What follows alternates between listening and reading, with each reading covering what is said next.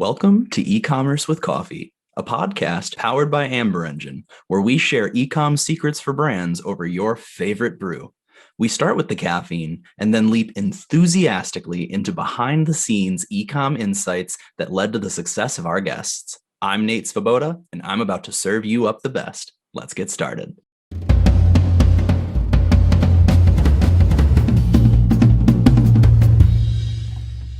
Welcome to today's episode of E-commerce with Coffee.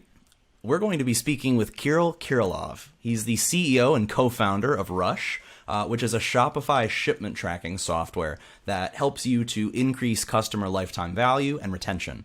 Now, today, we're going to be talking about a lot of different stuff, but really want to hone in on systems to boost lifetime value for your customers. So, Kirill, welcome to the show.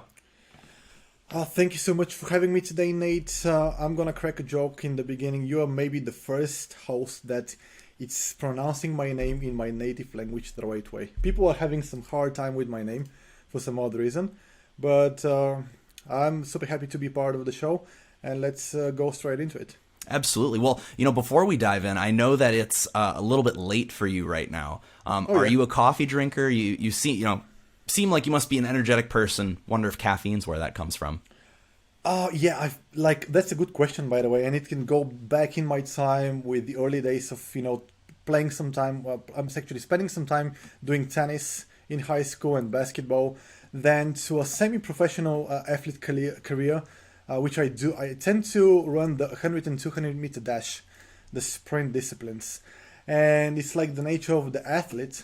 Like coffee is the first thing that you're gonna touch before your breakfast. Usually I don't take more than 3 coffees per day because I'm at the age of 38 right now, and I'm trying to keep it safe with my health. And I just want to go to bed and just crash, enjoy the night time, and be off to the races on the next day. No, I hear that. I usually go about 2 to 3 cups a day. I have a lot of friends who, they did sports and they had to get up super, super early. And, I guess if they don't drink caffeine, they probably do something else. And, I don't know. Everyone has their own thing to be awake in the morning. Oh, no, coffee is great, by the way. But I do think that people are making one crucial mistake because once we get up in the morning, we don't have the right hormones into play in order to completely have the caffeine going into the system the right way. You have to wait at least 60 minutes to make sure that you're going to get the best out of the coffee. And make sure to maybe play with the coffee after lunchtime and maybe before, having some bites in the afternoon, because it's the right moment to get yourself once again up to speed and to make sure that you're going to close the day on a good motion. Yeah, that's interesting. I'd never realized that. How do you, one last question, how do you like to drink your coffee? Are you a hot coffee, cold? Do you make it yourself? Oh, hot, super short, like espresso, the Italian style. And I'm going to just, sip it, tiny bit of sips. And I'm just probably going to take it for an hour. I just don't like to have it, at once as a shot, but enjoy the coffee for the next 1 hour. And just, going through the tasks, catching up with the team in the morning. And I'm just enjoying the day. But don't forget to go and have your workout, because I think that what people are missing right nowadays into that laptop lifestyle is like, I'm going to have so many coffees and I'm probably going to be in good shape. No, you won't, because you need to go outside and have some calories being burned out. 100% true. Very, very true. And even, I don't know if it's very cold where you are right now. It's very cold where I am right now. Hard to get outside, but you still got to try and do it, right? Of course, yeah. Well, Kirill, before we dive into really the meat of our conversation today, could you talk to us a little bit about Rush, the platform, the app, and what service you offer to your customers? Yeah, thank you so much for asking that. But and I'm going to open a big bracket because I like to be that not the usual Joe on these type of shows. I'm not here to sell my product. I think that maybe the story behind the product is more like appealing to whoever is going to listen to the show. But long story short, we are a shipping tracking solution that is super bullish upon taking as much data as possible from the shipping carriers, utilizing the data in terms of events and triggers, and making sure that through our API integrations with systems like Klaviyo and Omnisend, our merchants can utilize a new pool of opportunities to better communicate post-purchase with their clients and make the best buck for their bank.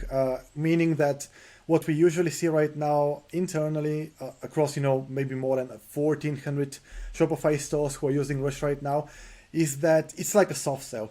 People are naturally gonna, look up for these notifications flying into the inbox about where the item might be at the moment.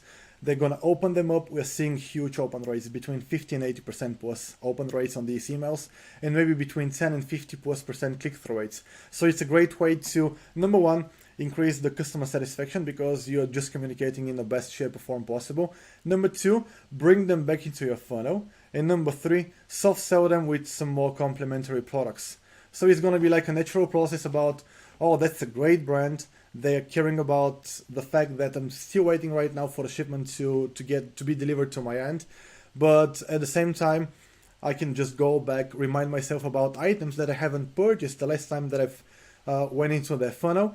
And usually what we see, by the way, that's like a KPI. It's for every single email that you're going to be sending out, post-purchase shipping notification email, you should expect to get between 50 cents up to $5 per recipient. So to give you like an example, if you're having 1,000 orders per month, likely going to be sending 3,000 shipping notifications via email per month. Times $1, you're probably going to make $3,000 like on autopilot, easy as that. Okay. So I guess talk to me a little bit about, so the customers that come to work with you, obviously the benefit is the improvement in the communication they have with their customers.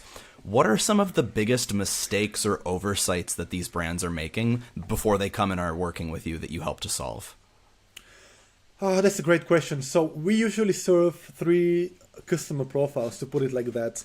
They're a good bunch of dropshippers, people who are still, having China as a fulfillment center, which is okay, because if you can leverage your brand identity to ideal customer profiles, meaning your buyers and your consumers, you have a great chance to still use China as a fulfillment center, because lately I can see across the board these Chinese carriers delivering some, positive transit times between 7 and 9 days on average. On the other hand, we're working with a good amount of print-on-demand merchants, people using, companies like Shine On and Printful and Printify, these, hoodies on demand, t-shirts on demand, like designs on demand, which is great. But the main bottleneck over there is the huge processing time between the order and manufacturing and then communicating with your buyers. That's why we are bragging about the fact that we have all the events and triggers to close the gap between order and unboxing. So this is something that people and merchants have been neglecting for years, for the past couple of years, to put it like that. They tend to sell and upsell and downsell, use these one-click functionality tools, which is great, which is part of the whole suite of apps that you're required to have in order to bump up the LV and customer lifetime value. But at the same time, they don't survey or don't communicate to ask their buyers about their main pain points, meaning that they need to have a better understanding about who am I actually serving to, what are the current needs, pain points, obstacles, and common beliefs of my ideal customer, which is my buyer, to better communicate post-purchase throughout the whole path of the shipping cycle in order to make them convince on the unboxing experience once they have the item delivered, to have at least 4 or 5 reasons to open the item, be satisfied with the quality of the product, and come back and buy more products. So that's like, I don't see it as a typical thing, but like, number one, 24 hours after the product has been purchased, make sure that you're going to continue on, providing more testimonials, more use cases, and more compelling content in terms of not like just sell them more things with 20% off, but like, listen, this is why we're here, this is what we stand for, and this is what we're going to do the extra mile for you in order to make you believe in our brand. Like across the board, people are like, I'm working with an email marketing agency, they've told me to apply these flows with 10% off here, 2 days later 20% off there.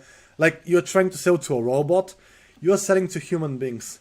Make sure that these human beings are going to be in their current state, even with COVID, to better understand where you're coming from and why you're going to make their life so much more better. Because people are like right now in another, for example, state worldwide with COVID, they're a little bit scared, they're more like anxious about, should I spend money with that brand or the other brand? So understanding the prospect is rule number one. And this is why I think that with our communication channel that we're opening right now through these post-purchase shipping notifications, we're completely fixing that issue for the most part. Because we're not selling, we're just here to communicate on a whole different level. Like being like an Amazon, but for Shopify, to put it like that. Yeah, and I think it's possible I misunderstood. So please correct me if I'm wrong here. But so, if you want to understand what are the actual pains that my consumer is facing, so that I can target my messaging appropriately, right? So that they're actually getting something relevant. I know you said that you can survey them, and that seems obvious. So what are some of the ways to survey your consumers to improve the post-purchase experience? I think that the number one thing that is likely to trigger better engagement is to provide like a 3B or like a giveaway in order to urge the consumers to take action and to be transparent and be like, listen, okay, that's great. I'm actually in a giveaway or in some other, for example, form of, making sure that they're going to be like, okay, I'm going to spend some time here in order to win something at the end of the day.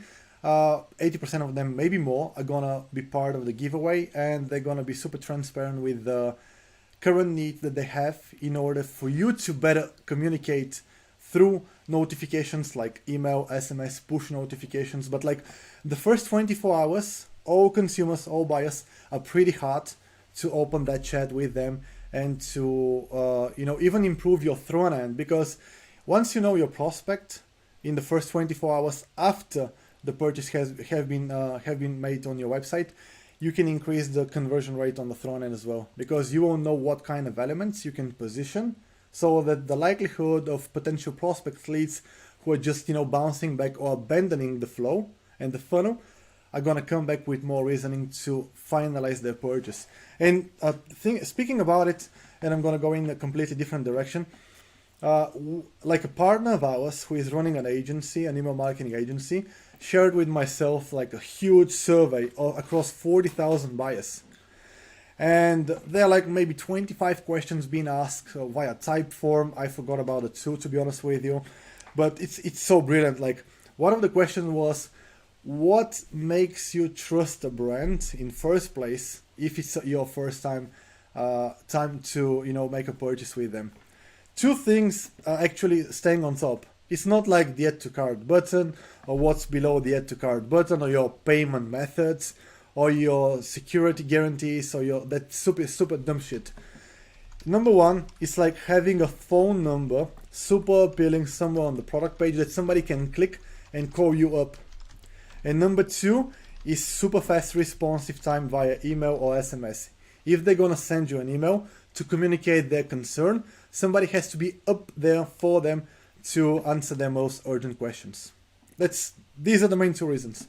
Yeah. That they're going to spend money with you. It's ridiculous. And 40,000 buyers, that's a lot of people. That seems like a very representative statistic. I'd be interested in taking a look at that.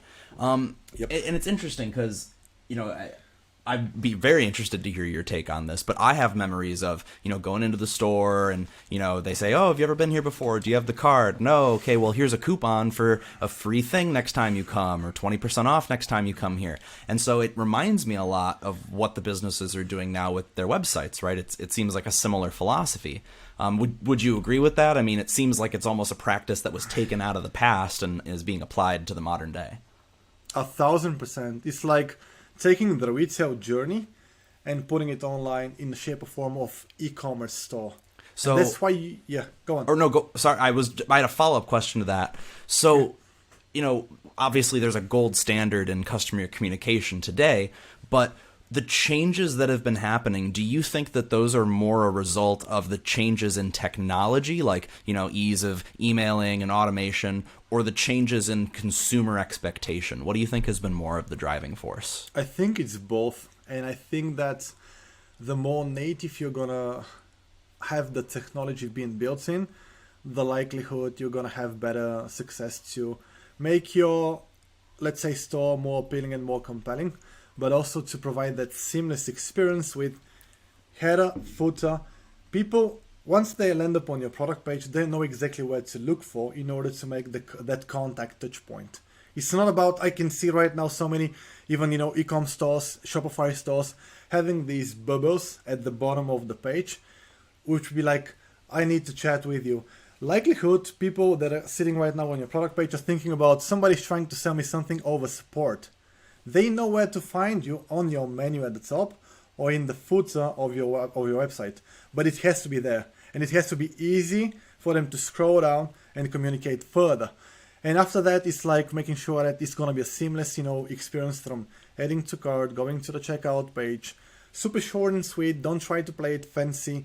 People do appreciate fast checkout pages because they want to, save some time without, and maybe for example, spend some time with the family, but not like, fill up, 1,000, fields on your checkout form. Like it has to be short and sweet, first name, last name, shipping address, payment methods, way to go, and make sure that after the purchase, send them that order confirmation email with the most, important information, the order details, and where I can look up to track my parcel. That's basically it. That's the number one thing that they're going to look after.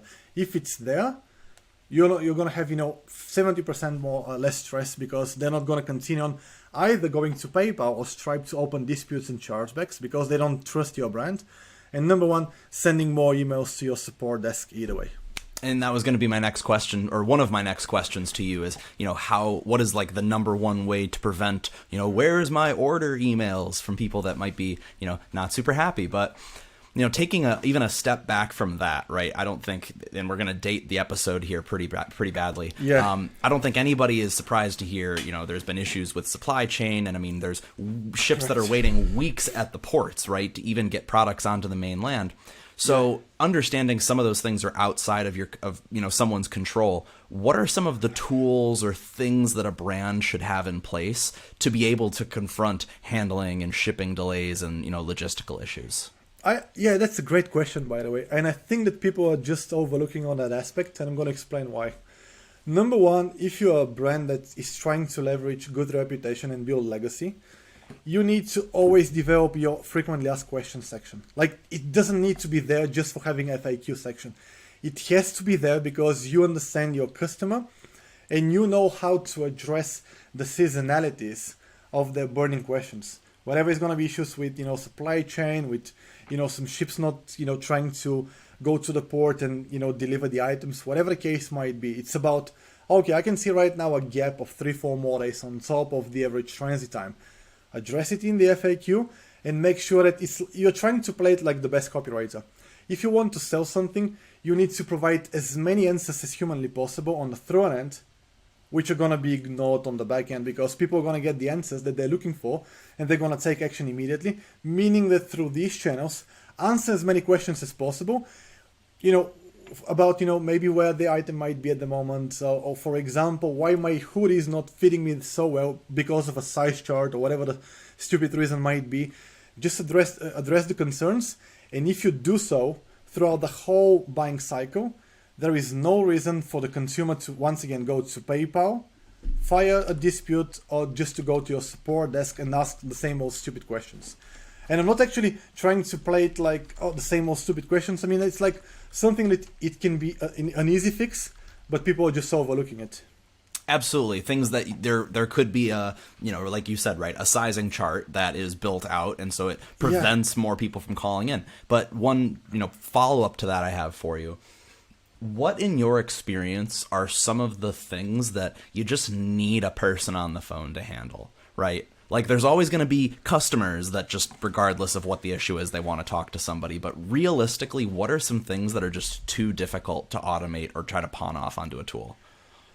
I think that, like, the survey is great because you can throw a survey to 40,000 people. But I think that another aspect that it's once again overlooked, at least for 90% of the brands, because there's some sophisticated agencies who knows how to read the data. It's about trusting the whales. And when I say whales, it's your VIP customers. Likely 5% of your customers are going to be the one who are going to spend 50% of the revenue that you're going to acquire from them over the life cycle of 1 year. These 5% have all the burning questions that you want to address in a matter of a phone call of 5 minutes. So have somebody on the phone call. Always, number one, make sure to show up and be like, listen, we love you for the fact that you've been following us and spending money with us for the past, maybe 2 years. We want to keep on improving our service. That's why we're getting these random calls. and we want to learn more about if something is missing on our website, if you want to see something else, or maybe you're looking for a specific product that is currently missing in the catalog.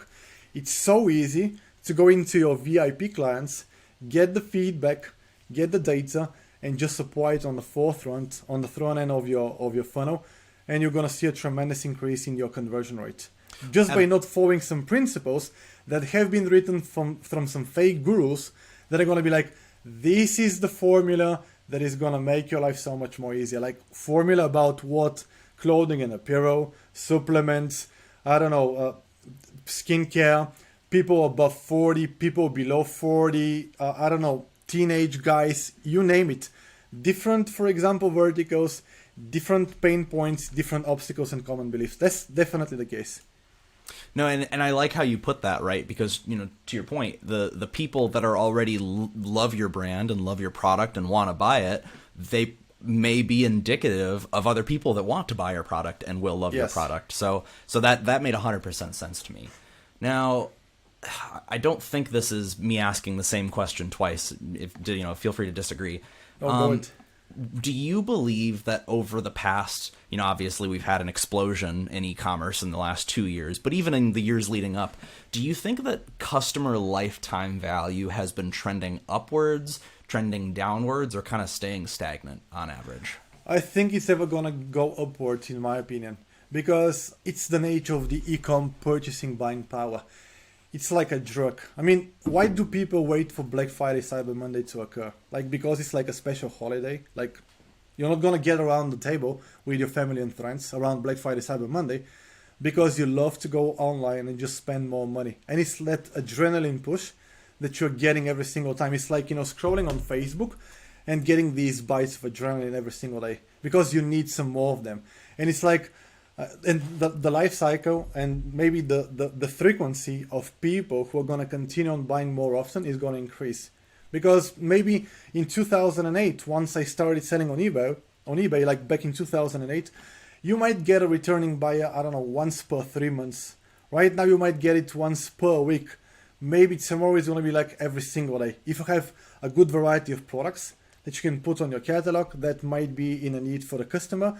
But it's once again, the frequency can increase if you have the right voice and tone messaging that you are gonna push to your right, let's say, leads, prospects, and customers, but also making sure that you're gonna touch them with multiple touch points. Omni-channel marketing is the name of the game. Like, it's good to have one channel for acquisition, which you're super good at. You know how to develop it, you know how to scale it. Like, for example, Facebook ads or maybe YouTube ads or Google, but you need to diversify the retargeting and the remarketing aspect of it. So you need to be on all channels. I'm gonna wake up on Facebook. Somebody's gonna throw me a message on, I don't know, maybe on Snapchat. Later, somebody's gonna tweet me on Twitter. I'm gonna end up on LinkedIn. You need to be elsewhere because you're gonna spend at least 10-15 seconds of your time on one of these platforms every single day. So if you're doing that remarketing on scale, you have a great chance to, number one, remind yourself about who you are, why you're showing, and why your customers are showing up interest in your brand.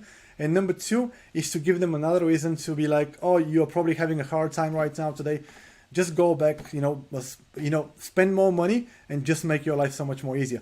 I don't think this is good, but it's the way that humans behave nowadays. That's basically it. Yeah, and it's interesting. My gut would have felt, and it'd be interesting to see some statistics on this. That maybe the lifetime value goes down almost, right? Because there's so many companies that offer similar or competitive products that it doesn't seem as common are the days where there's one company to go buy X and everyone really just buys it from them. Right now, there are so many products I've bought over the years on Amazon where I couldn't even tell you the name of the brand I bought the product from. And every time I go buy a new one, I probably buy it from a new brand because it's been a year and a half and there's a new product that's, higher up in the top 100. And I may not be indicative of people. And it also seems, sorry, well, go ahead. I'd love to hear your point on that. All valid points, by the way, and it makes complete sense. But just to be like, maybe for example, there is another thing that's, Amazon against the DTC world, direct to consumer. Amazon is not direct to consumer. It's a little bit different because you're trusting Amazon than what Amazon is offering beneath it. And it has, so many reasons why. I get it. I mean, Amazon is not going to go anywhere, even, after, for example, Jeff Bezos or the second CEO, or whoever is going to jump on board. It's the culture that they actually established with, great return policy, super fast shipping time, even around Black Friday, Cyber Monday. They can always cut the price down on the shipping cost because they're having, billions of shipments. I'm not really calculating. Against the mom and pop shops, or even, the big 7 or 8 or 9-figure brands on Shopify, which are trying to squeeze the best out of the customer. But it all comes down to, do you want to enjoy the ride with being in a communication and building a community around it?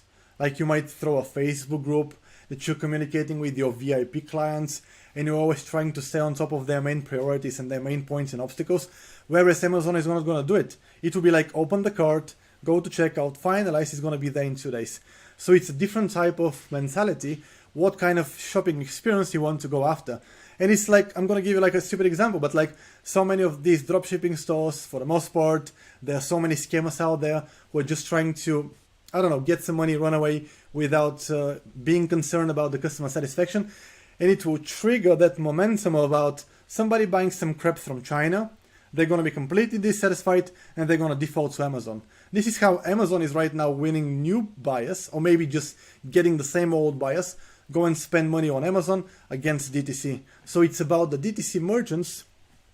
When I say DTC merchants, all of them, small, big, regardless of the size, to understand how to build community around their brand and to treat their customer as their golden egg. That's basically it. Even though the customer might not be right all the time, it's your golden egg. You're here just because your customers are gonna make your life more easy, and you can go to Philippines, to Thailand, and enjoy your laptop lifestyle. Other than that, you're gonna be out of business. That's basically it. Yeah, I'd never realized until I started looking into it how many companies have ambassador programs. Yeah. And like, oh, well, you love our brand. Well, they won't, and it's not like they're going to send you tons of free stuff, right? But you sign up for it, and then every sale you make, you get a commission, or you get to do, whatever. So to your point, it is very, very different in the D2C world. And as long as they can offer me free shipping, I'm just as willing to buy it on their website as on Amazon. Yeah, speaking about free shipping, I've actually have some data. 67 or 70% of people who are gonna abandon the cart nowadays on the DTC Shopify stores are gonna abandon the cart for one main reason, because they don't have a specific estimated time of arrival. When I say estimated, it's like a specific date. If I buy today on the 27th of January, I should get it by, the 2nd of February, right? But you have a clear expectation. 5 days from now, I'm gonna spend 2 days with my family. On the second day after, I'm going to get my parcel delivered. I'm going to expect to get it. But most DTC brands are using that 7-14 days. Like, is it 7? Is it 14? It's a big difference. You can't just put it out there without any proper reason. And they don't realize that just by having that one stupid sentence is going to push back people to go to Amazon, because on Amazon, it will be like, it's going to be there in 2 days. That's basically it. So another thing that people need to reconsider, like, it's not that simple. It's, once again, customer behavior on steroids. Well, and it's interesting. I don't have the exact statistic off the top of my head, but just going down that train a little further, there have been studies that have shown where if you have two products, where you have one that's $59.99 with $20 shipping, or one that's $79.99 with free shipping, consumers will overwhelmingly choose the one that's free shipping, even though at the end of the day they cost the exact same. And so it's fascinating when you really dive into just the psychology. Humans are very fickle beings. Yeah, surprise, right? I mean, yeah. Who would have thought? It's ridiculous, and by the way, this is ridiculous due to one main reason. We are not, actually myself, I'm not my best buyer or customer. Meaning that I'm coming from a whole different angle about having a look into the system, having a look into how I'm going to behave if I'm going to make a purchase on a website. But 99% I'm going to be wrong. That's why I need to go and build these surveys, or maybe, for example, attend calls with clients to better understand their main pain points. Yeah.